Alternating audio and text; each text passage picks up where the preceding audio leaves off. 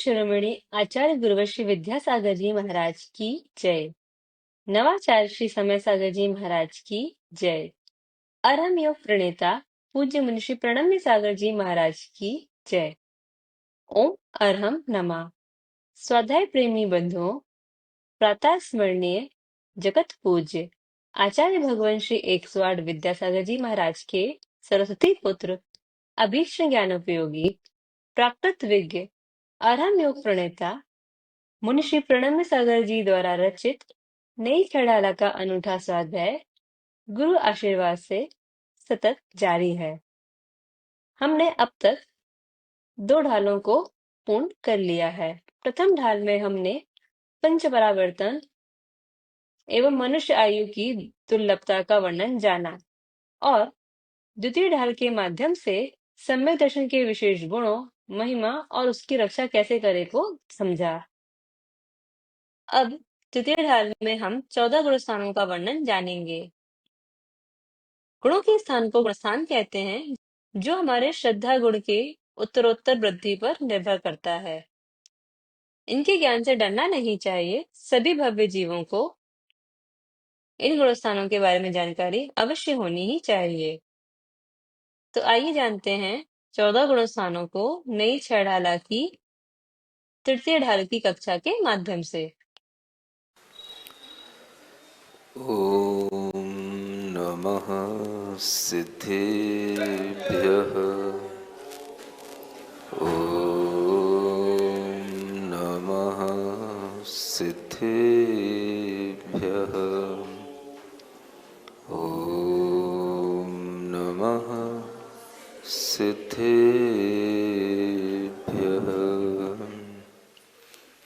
तीन लोक में चार हैं, मंगल शरण व श्रेष्ठ, अरहत सिद्ध व साधुगण, धर्म जैन जग ज्येष्ठ।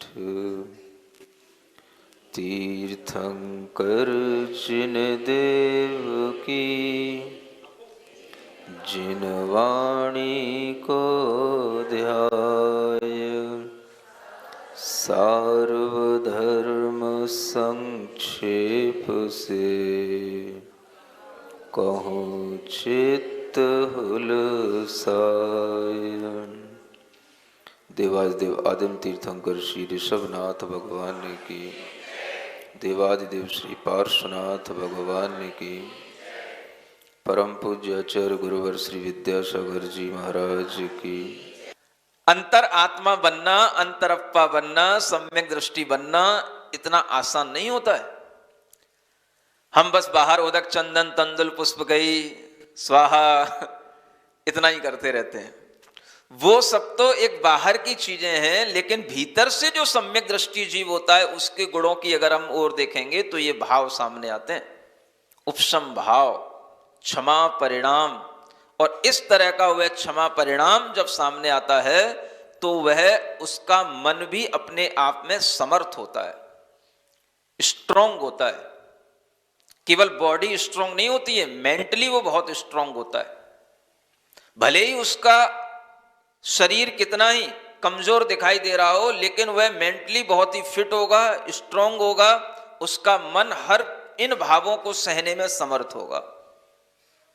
दूसरे का बुरा नहीं करना ये अपने आप में एक बहुत बड़ी अच्छाई है। अगर आदमी इस अच्छाई को सीखेगा तो यही तो सम्यक दृष्टि जीव के लिए सिखाया जा रहा है, यही तो एक अच्छा इंसान बनने के लिए सिखाया जा रहा है। आप धर्म की दृष्टि से भी अच्छे बन रहे हो और एक सामाजिक दृष्टि से भी देखें तो भी आपके अंदर ये क्वालिटी आ रही है। क्या ये पर्सनैलिटी डेवलपमेंट का कोर्स नहीं है? बताओ हमें, और क्या होती है पर्सनैलिटी डेवलपमेंट? बड़ी बड़ी किताबें पढ़ लेना आप, आपको यही सब चीजें उसमें मिलेंगी। अपनी पर्सनैलिटी को प्लस करने के लिए, डेवलप करने के लिए आपको इसी तरह की क्वालिटियां अपने अंदर अपनानी पड़ेंगी। अगर आप किसी का बुरा करते हैं तो उसके माध्यम से कभी ना कभी आपका भी बुरा होगा, और इस तरह से आप अगर विचार करके उस बुराई से बचेंगे तो यही आपका उस उपशम भाव के अंतर्गत आएगा। आपने अपने अंदर माया कसाय को दबा लिया, उपशम कर लिया। इसी के लिए सब तरह की प्रार्थनाएं होती हैं।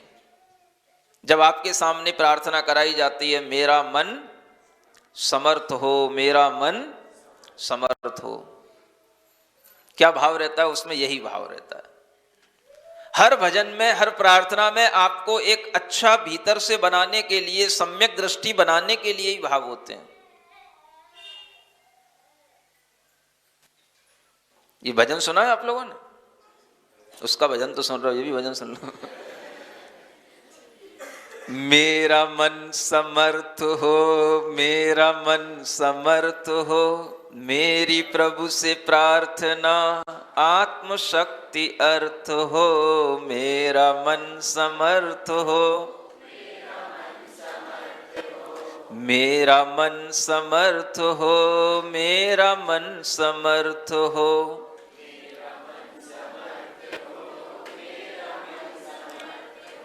हम किसी के कार्य में कभी न विघ्न डाल दें, हम किसी के कार्य में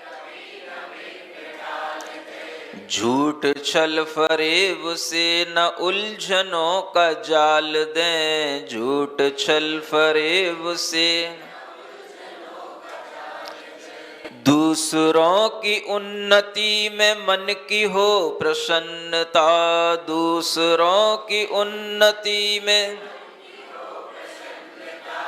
दूसरों की उन्नति में मन की हो प्रसन्नता।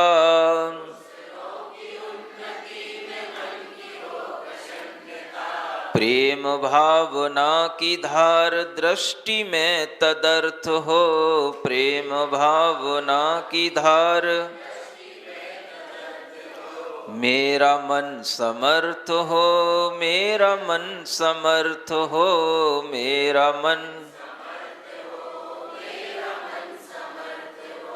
इन 4 लाइनों में कैसा भाव है?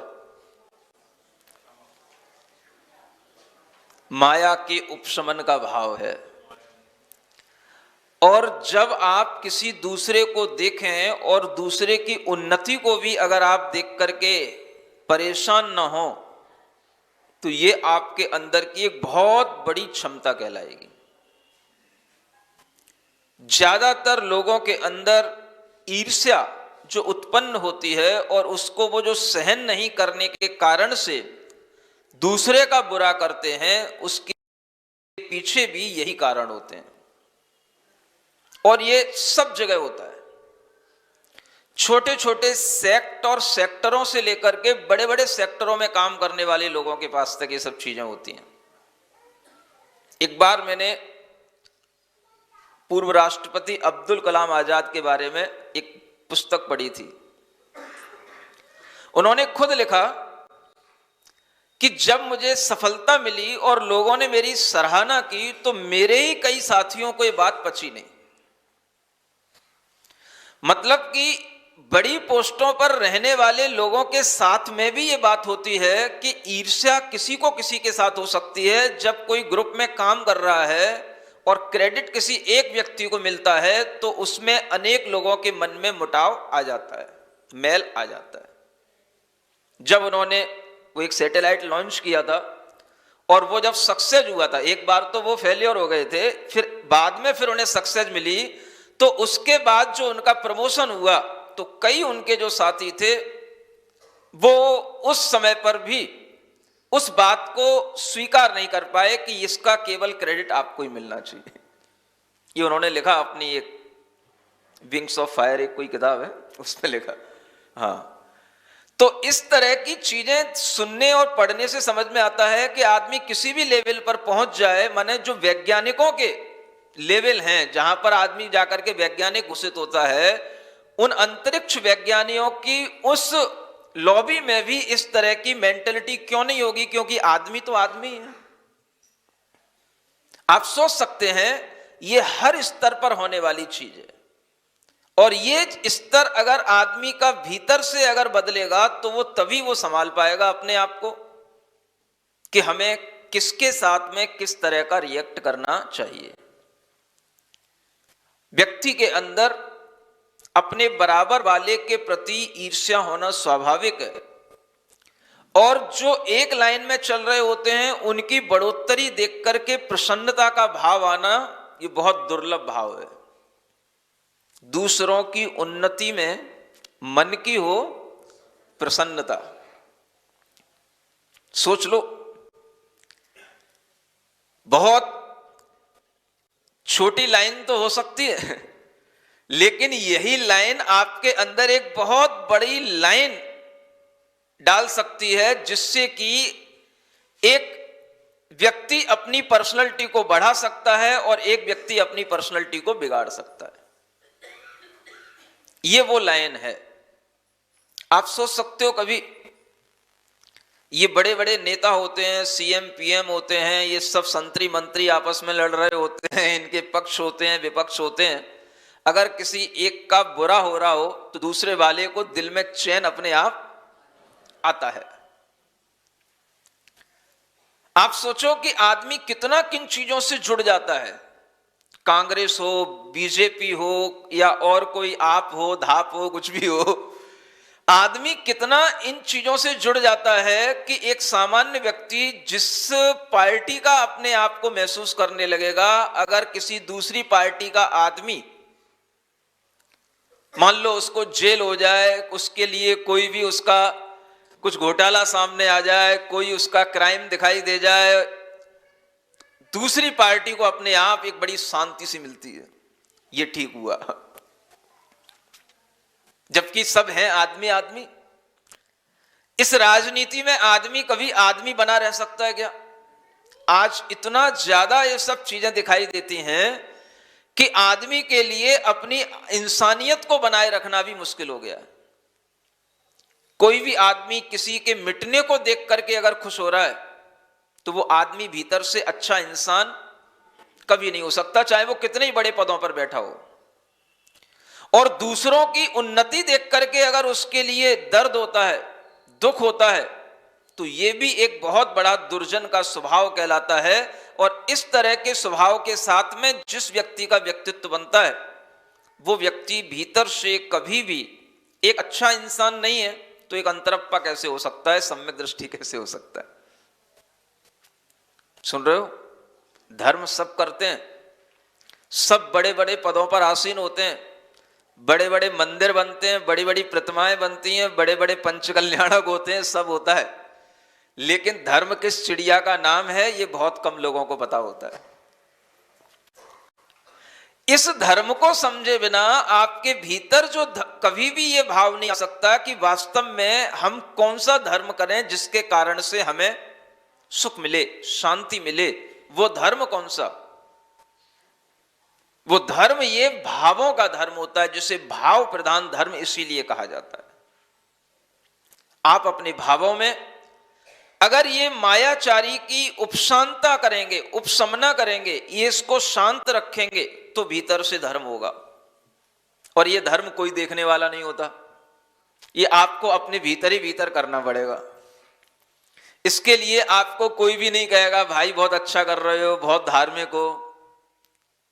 बड़ी बड़ी बोली ले लोगे तब तो सब कहेंगे बड़ा धार्मिक आदमी है, और भीतर से यूं धर्म करेगा तो उसे कोई टीका नहीं लगाएगा कि भाई ये धार्मिक आदमी है। समझ आ रहा है?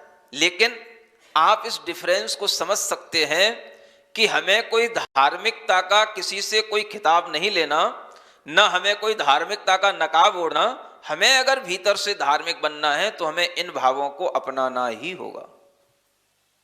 ये वो विचार हैं जिसके माध्यम से व्यक्ति के अंदर एक भीतर से आत्म उन्नति का भाव आता है, और इसी के माध्यम से वह सम्यक दृष्टि जीव कहलाता है। लोभ का भी उपशमन किया जाता है। लोभ का उपशमन कैसे होगा?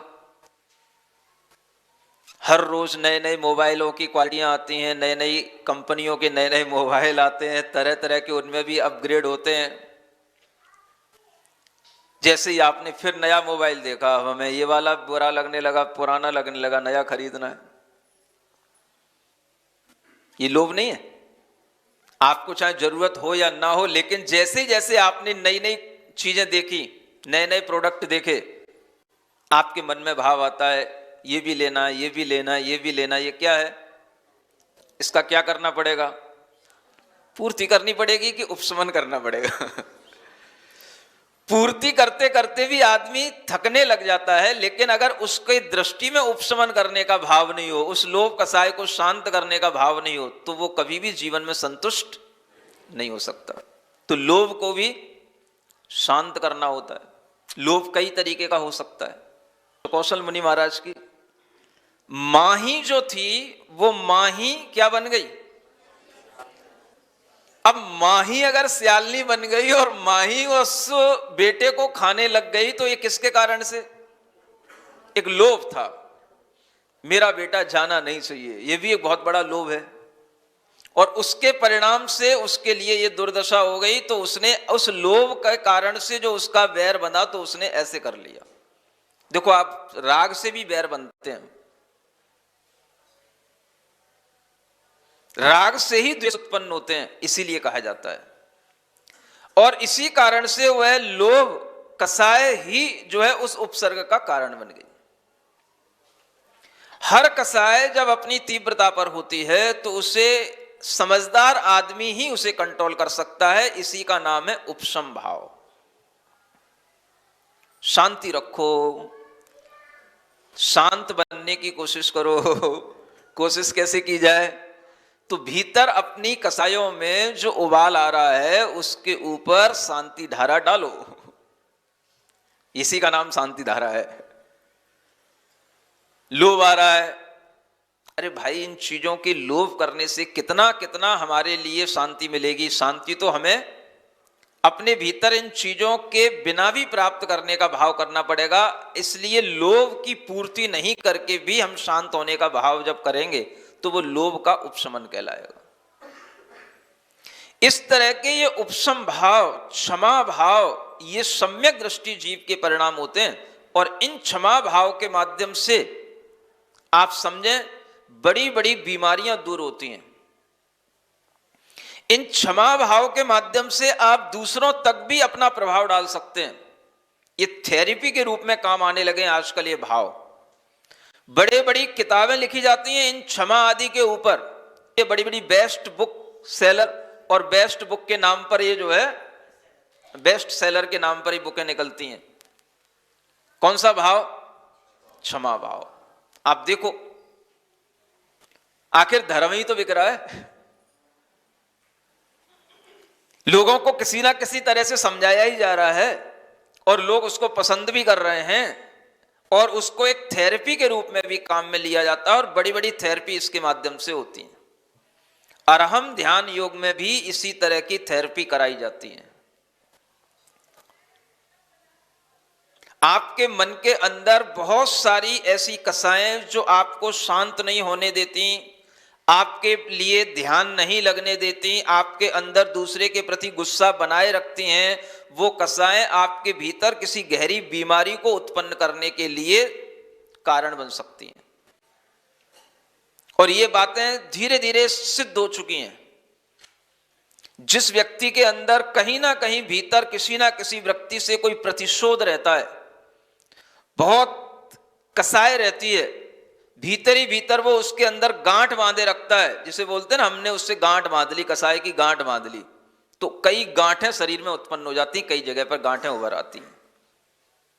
पहले गांठ बनती है कसाई की, फिर वो शरीर में रिफ्लेक्ट होती है, किसी ना किसी तरीके से वो गांठ के रूप में आ जाती है। अब आप गांठ का तो ऑपरेशन करा लोगे, वो भीतर जो आपके मन का गांठ बैठी है उसका ऑपरेशन कौन करेगा? वहां तो कोई डॉक्टर का कोई छुरी नहीं पहुंचने वाली, कोई कैंची नहीं पहुंचने वाली।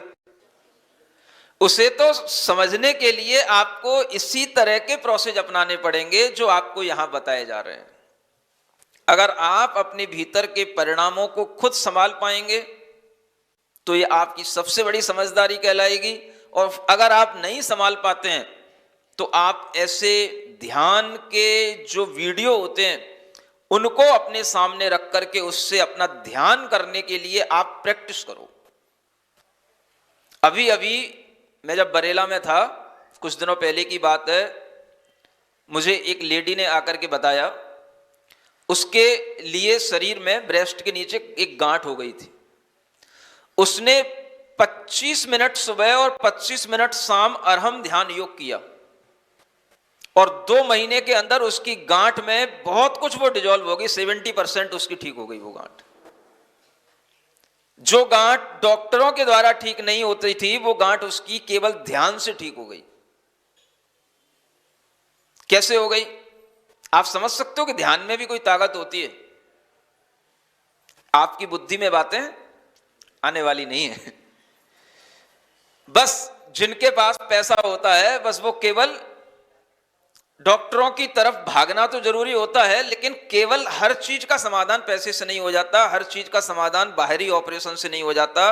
भीतर से भी बहुत सारी चीजें सुधारी जाती हैं और भीतर से अगर आप सुधारना जानोगे तो बहुत कुछ अपने आप को ठीक कर सकोगे।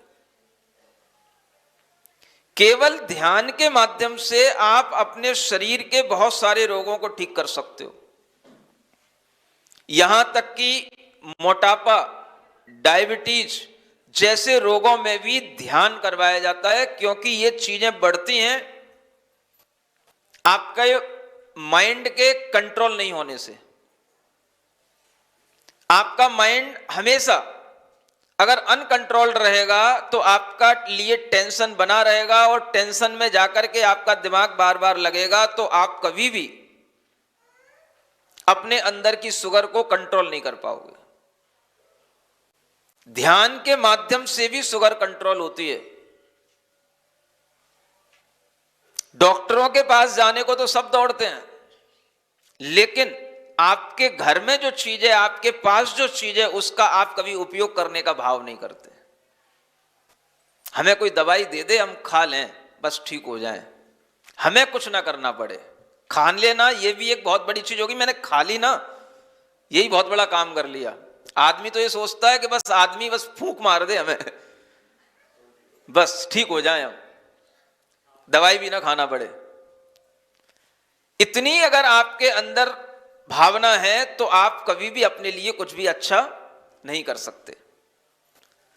णमोकार के ध्यान, ओम अरहम के ध्यान, ये कितने रोगों को ठीक करते हैं। अगर आपका इसके ऊपर विश्वास नहीं होगा तो आपके अंदर कभी भी, भीतर से कभी भी धर्म के प्रति विश्वास आ ही नहीं सकता। ये आपके अंदर का विश्वास ही होगा जो आपको इन चीजों के माध्यम से ठीक करेगा, और वह चीजें ठीक होती हैं और इसीलिए ये थेरेपी के रूप में सामने आ जाती हैं। चाहे उसे हम अरहम ध्यान थेरेपी कहें या कुछ कहें, ये चीजें इसीलिए सामने लानी पड़ती हैं कि आदमी को भीतर से विश्वास उत्पन्न हो। किसके प्रति? इन मंत्रों की शक्ति के प्रति, अपनी भावनाओं के प्रति, आत्मा के ध्यान के प्रति। और जब उसके प्रतिफल इस रूप में दिखाई देते हैं तब उसे विश्वास भी उत्पन्न होने लग जाता है। ये सब चीजें हमारे शरीर में जो रोगों का कारण बनती हैं, उनके पीछे है हमारे दिमाग का असंतुलन। दिमाग अगर संतुलित रहे तो बहुत सारी चीजें अपने आप ठीक होने लग जाती हैं। दिमाग का असंतुलन, असंतुलन समझते हो? कर कुछ रहे, सोच कुछ रहे, बैठे कहीं है, पड़े किसी और दूसरी चिंता में। ये सब क्या है? ये सब दिमाग का असंतुलन है। आपका दिमाग अगर संतुलित होगा तो हर चीज को टाइमली भी कर लेगा और किसी भी टाइम पर आपको कोई दूसरी चीज की चिंता भी नहीं आएगी। यह दिमाग के संतुलन के साथ संभव होता है। और इस तरह का संतुलन अगर आपके दिमाग में है तो आप पेट की, पीठ की बहुत सारी बीमारियों से अपने आप को बचा सकते हैं। जितनी भी ये डायबिटीज आदि बीमारियां, सब पेट की बीमारियां, पेट के अंदर के जो लीवर आदि अंगों की बीमारियां हैं, और ये सब पर प्रभाव पड़ता है आपकी मानसिकता का। आपकी मानसिकता ठीक रहेगी, ये सब बीमारियां अपने आप कंट्रोल में आने लगेंगी, अगर वो ज्यादा लिमिट से ना बढ़ गई हो तो। हर चीज की एक लिमिट होती है। दवाई की भी एक लिमिट होती है। कभी कभी तो डॉक्टर भी हाथ खड़े कर देता है, भाई अब ये किसी भी दवाई से ठीक नहीं हो सकता, अब क्या करोगे? करना तो फिर आपको वही पड़ेगा ना जो आपको यहां बताया जा रहा है। इसलिए ये परिणाम हमारे लिए बहुत अच्छे परिणाम हैं, क्षमा परिणाम। हमेशा आप अपने अंदर ये क्षमा की थेरेपी अपनाओ। हर व्यक्ति को ध्यान में बैठ करके क्षमा करो। जिससे आपके अंदर गुस्सा उत्पन्न होता है उसको क्षमा करो। जिससे आपके अंदर डर पैदा होता है उस डर से उबरने के लिए उससे क्षमा करो। आप अपने अंदर क्षमा के भाव को बढ़ाओ, अपने अंदर की स्ट्रांगनेस बढ़ाओ। ये आपके लिए बहुत ज्यादा फायदेमंद चीज होगी और इसी के माध्यम से आपको विश्वास आएगा कि वास्तव में आत्मा भी कोई चीज है जिस पर विश्वास करके हम परमात्मा को प्राप्त कर सकते हैं। ये क्षमा परिणाम हो सकते हैं। कसाएं तो सबके अंदर हैं, लेकिन ये भाव अगर धीरे धीरे आएंगे तो वो कसाई भी डिजॉल्व होती चली जाएंगी और आपके अंदर ये परिणाम उत्पन्न होंगे। तो यही सम्यक दृष्टि जीव के भाव कहलाएंगे। इसी से आपका सम्यक दर्शन बनेगा। सिरिजिणवाणी जग कल्याणी जग जन मदतम मोहरी जणमण हारी गढ़हर हारी जम जरा भव रोग हरि तिथ्य राणम दिव्य झुणिम जो पड़ई सुणई मय्ये धारई राणम सौख मणंतम धैर्य सासद मोक्ष पदम पावई सासद मोक्ष पदम पावई। 20 तारीख को जो घटित हुआ यह साधु समाधि भावना के रूप में हमारे सामने आना चाहिए कि इस धरती पर जहां कहीं पर भी साधु संतों का, साध्वियों का, आर्यिकाओं का विचरण होता है वह सभी सुरक्षित रहें, संरक्षित रहें और उनका जीवन अगर किसी भी प्रकार की असाता या अकाल मृत्यु की घटनाओं से बाधित होने वाला भी हो तो हम सबकी प्रार्थना के कारण से वह बाधा टल जाए। इस तरह की भावना के साथ में हम यह साधु समाधि भावना जो 16 कारण में एक प्रमुख भावना कही गई है, इस भावना को भी हम बलवती बनाएं। केवल समाधि के समय पर की जाने वाली भावना का नाम साधु समाधि भावना नहीं होता। हर समय पर यह साधु समाधि भावना होनी चाहिए कि जो भी साधु जीवन जी रहे हैं उन सबके लिए समाधि हो, इसका नाम है साधु समाधि भावना। और इसी भावना को करने के लिए जो भी श्रावक गण, जो भी साधु जन इस तरह का मनोभाव रखते हैं कि ये साधु समाधि भावना हमें अपने जीवन में करनी है, तो वह प्रत्येक महीने की 20 तारीख को शांतिनाथ स्तोत्र शतक, जो शांतिनाथ भगवान की स्तुति है, उसके माध्यम से हम एक साथ सामूहिक प्रार्थना का आयोजन करेंगे।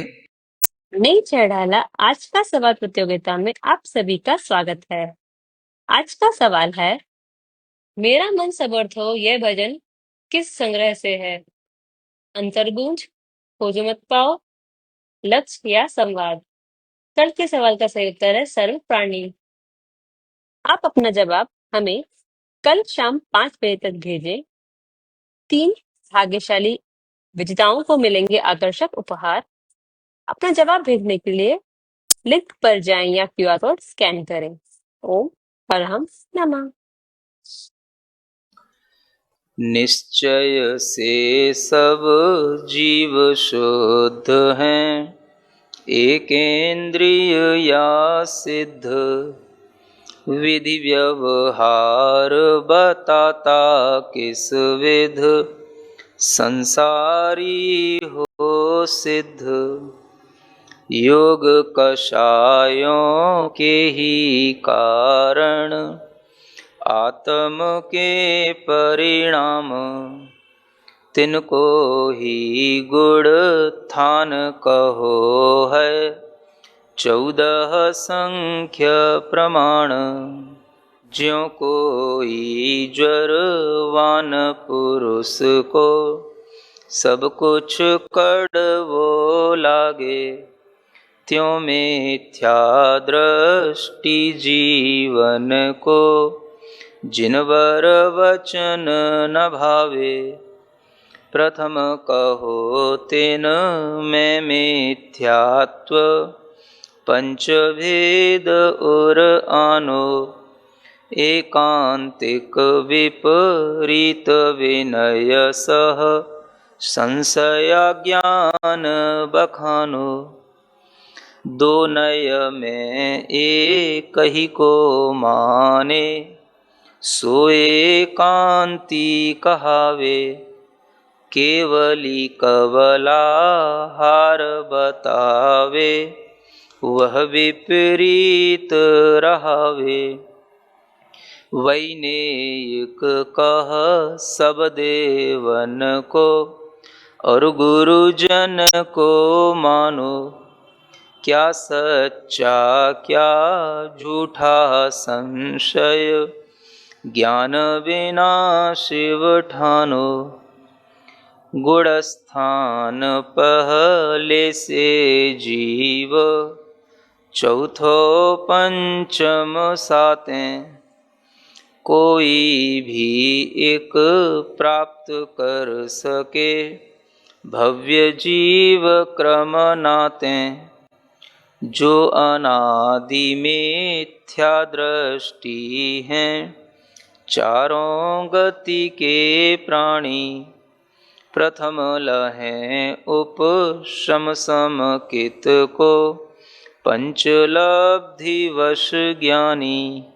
सप्त प्रकृति का उपशम जिनको, उपशम सम्यक दृष्टि।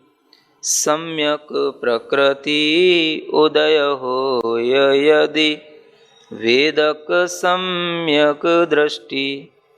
जिनवर भक्ति बढ़ाने वाला, केवली द्वय पद मूल।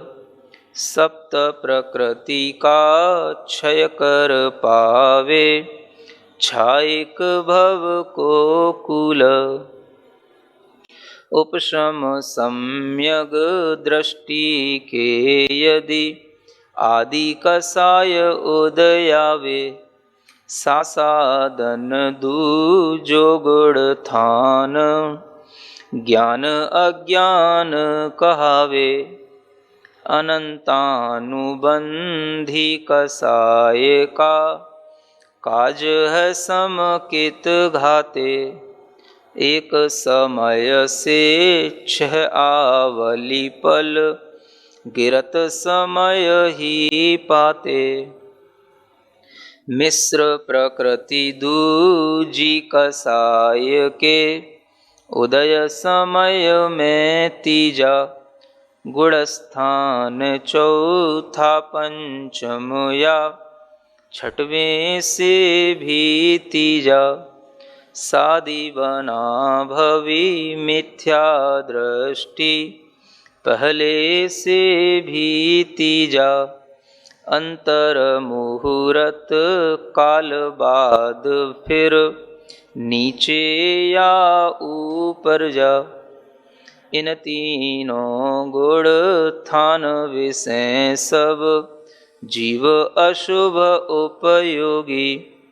जगन धरें अविरत सदृष्टि, भावत शुभ उपयोगी।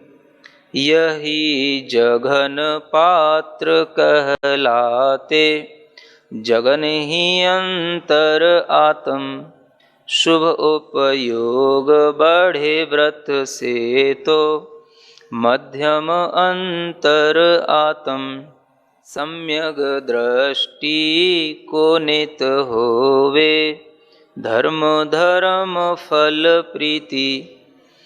यह संवेग तथा निर्वेद, भवतन भोग विरक्ति। आत्म साक्षी का मैं अघनिंदा, गरहा गुरु से कंपा। उपशम भाव क्षमा परिणाम सर्व प्राणी अनुकंपा रत्नत्रयधारी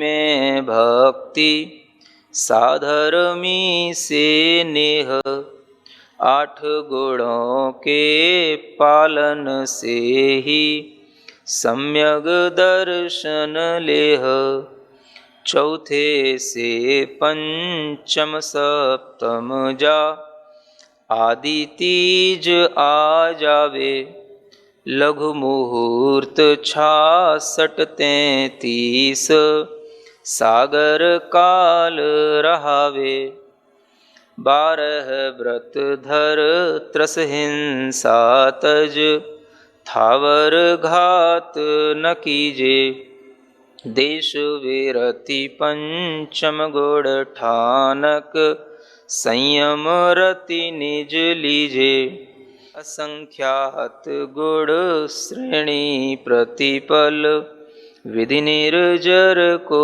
पावे मध्यम अंतर आत्म सोही मध्यम पात्र कहावे त्रसथावर हिंसा से विरति पंच महाव्रत धारी तीव्र चतुर्थ कसाय उदय में हो प्रमाद की वारी 106वें गुण थानक मुनिवर उत्तम पात्र बने हैं मंद कसाय उदय गुण सप्तम रहित प्रमाद पने हैं होय प्रवृत्ति भी सप्तम में शुभोपयोगी होते मध्यम अंतर आत्म भी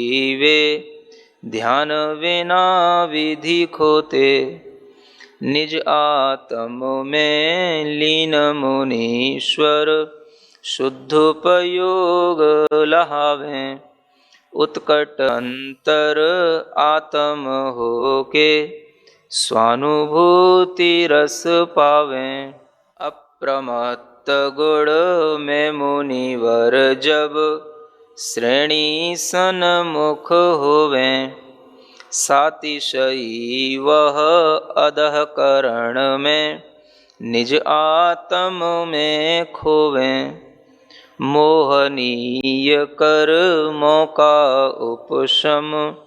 उपशम श्रेणी कहावे जिस विध कर्मों का क्षय होता छपक श्रेणी मढ़ जावे होय अपूर्व विशुद्ध भाव जहाँ ठाण अपूर्व करण है अनिवृत्ति परिणाम जहाँ है नवमा ठाण चरण है सूक्ष्म लोभ ही शेष बचा ज्यों कौसुम्भी पट लाली सूक्ष्म सांपराई 10वें गुण अंतिम राग प्रणाली होय सभी उपशांत कसाय सो 11वां ठाड़ो नष्ट हुई यदि सकल कसाय छीड़ मोह वह जानो घाती कर्मों के क्षय से फिर केवल ज्ञानी सयोगी 13वें में योग नाश से केवली होय अयोगी 5 स्व अक्षर सम काल 14वें में रहते होय सिद्ध गुण ठाण अतीत शुद्ध है निश्चय नयते स्वाभाविक उन सुख रुचि राखे सो ही भव्य कहावे यह अपूर्व अवसर है आया रुचि स्वरूप मन लावे।